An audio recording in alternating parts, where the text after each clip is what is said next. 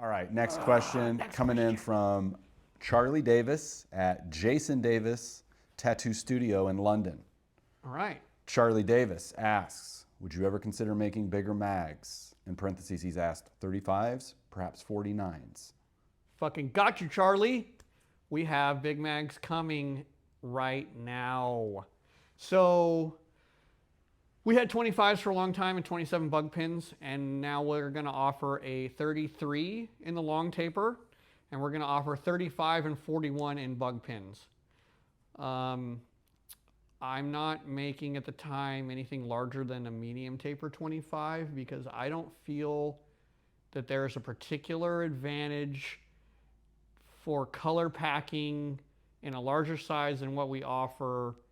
I think you start to get a diminishing return on how hard your machine can hit, how good you can get a stretch, so where you're maximizing all those pins to get in there, and the speed in which it increases over a more manageable size large mag. So, but we do have those 3 new ones coming very soon, and that answers your question about that. I will say,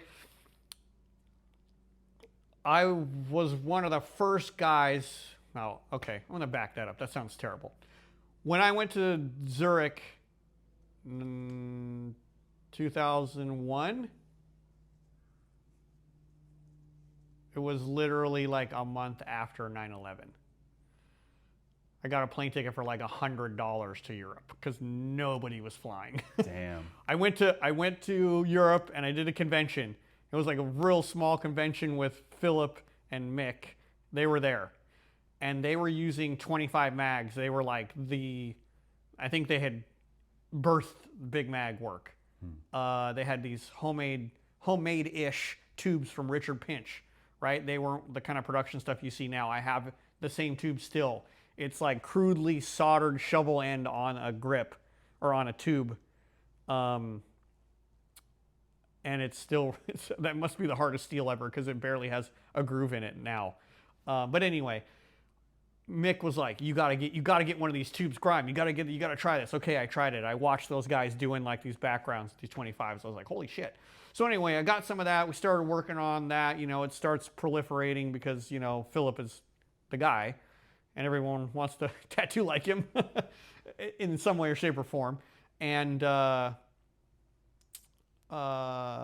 remember asking Philip about that, like, how big are you going? And at the time, I think he said that, they were making bigger stuff like 35s, 45s, whatever. And if I recall correctly, and this is 25 years ago that we were having this conversation, that he felt that past like a 35, he just was getting diminishing returns.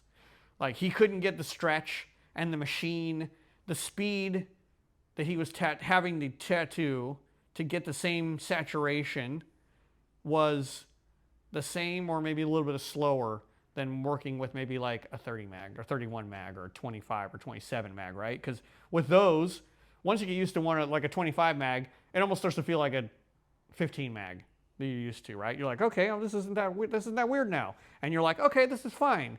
But you have to be able to stretch really good on that party part or else it's just too many pins to introduce and the skin's gonna wanna push back if you're not getting it super tight.